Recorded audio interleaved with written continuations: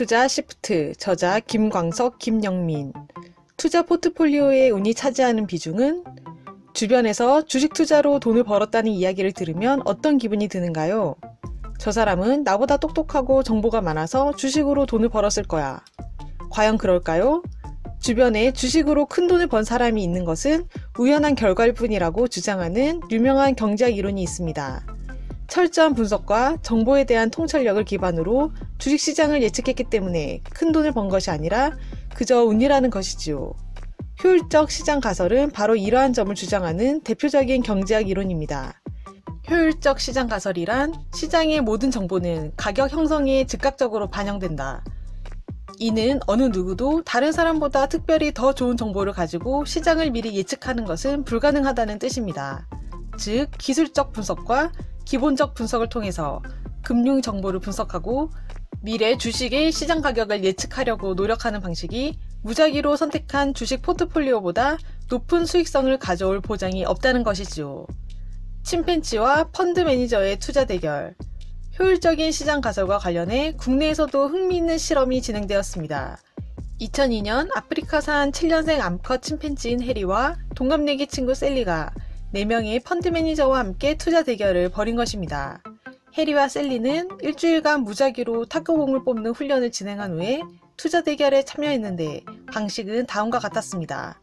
참여자들은 각 1,000만 원의 투자 원금으로 3개의 종목에 3분의 1씩 균등하게 투자했습니다.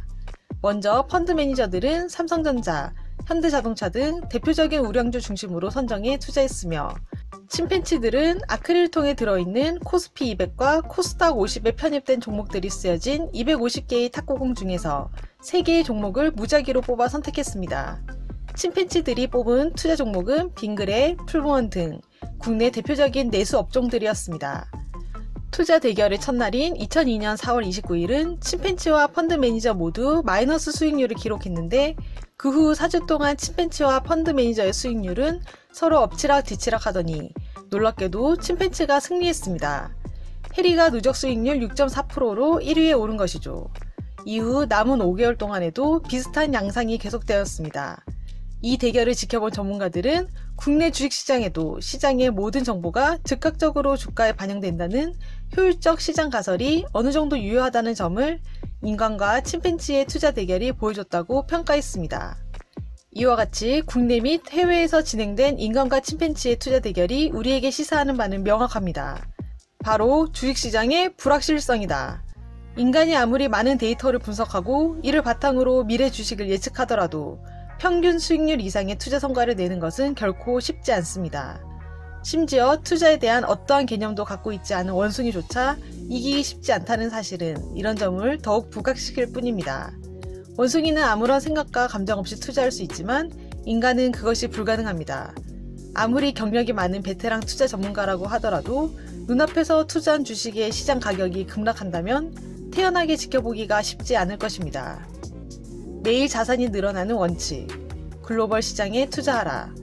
포트폴리오에 있는 한국 최고 기업을 담는 것에만 머무를 것이 아니라 세계 최고의 기업을 담아야 합니다. 특히 세계 경제를 이끄는 기업과 유망 산업들이 미국에 있음을 기억해야 합니다.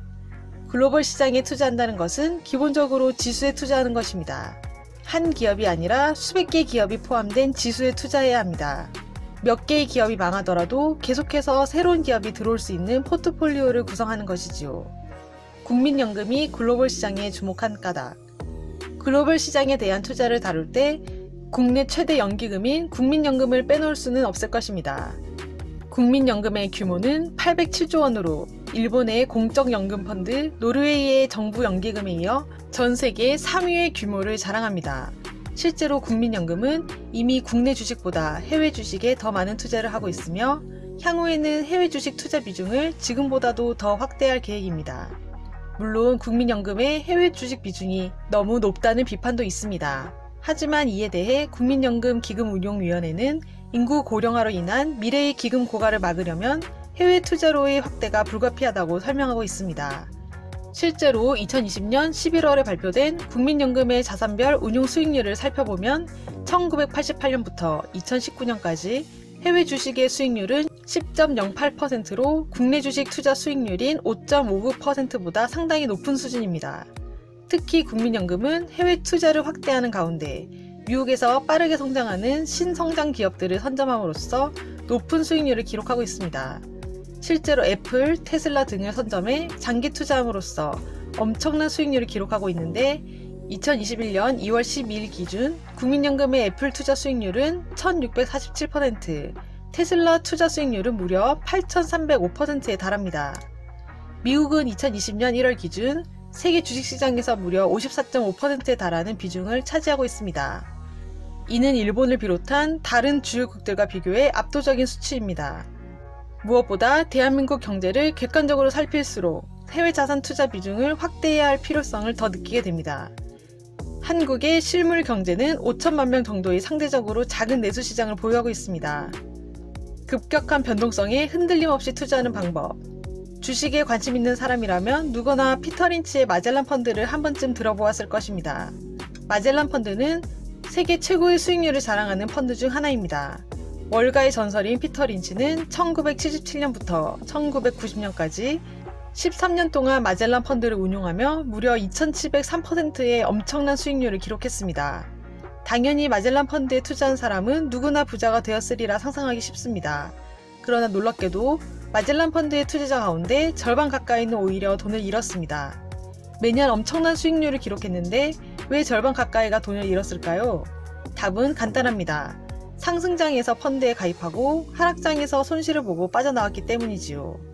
다음 그래프를 보면 전체적으로는 수익률이 상승 곡선을 그리지만 단기간에 큰 폭으로 하락한 구간이 보입니다. 그 중에는 1987년 10월 19일에 블랙 먼데이도 끼어 있습니다. 단기간에 주가가 40% 넘게 대폭락을 했습니다. 이런 단기간의 폭락 구간들에서 투자자들은 공포에 질려 손실을 떠안고 펀드를 환매했지요. 결국 이 변동성을 이겨내고 꾸준히 투자했더라면 큰 이익을 볼 수 있었는데 이를 참지 못하고 2703%라는 기적의 수익률 버스에 탑승하지 못한 것입니다. 주식 투자에 있어서 자신의 투자 성향을 먼저 파악하여 지킬 수 있는 투자 습관부터 만들어야 합니다. 우선 내가 얼마만큼의 손실에도 흔들리지 않을 수 있는지부터 파악하는 것이 중요합니다. 마찬가지로 어느 정도의 수익과 손실에도 흔들리지 않고 기다릴 수 있어야 합니다. 매매 타이밍과 수익률을 생각하는 대신 20년, 30년 장기 보유하며 회사를 보유한다는 개념으로 주식 투자 습관을 바꿔야 합니다. 책 투자 시프트. 저자 김광석, 김영민. 자산을 지키며 꾸준히 수익을 내는 투자 전략에 대해 자세한 내용이 궁금하신 분들은 이 책을 읽어보시길 권해드립니다. 구독과 좋아요로 부연책방으로 입장하세요. 감사합니다.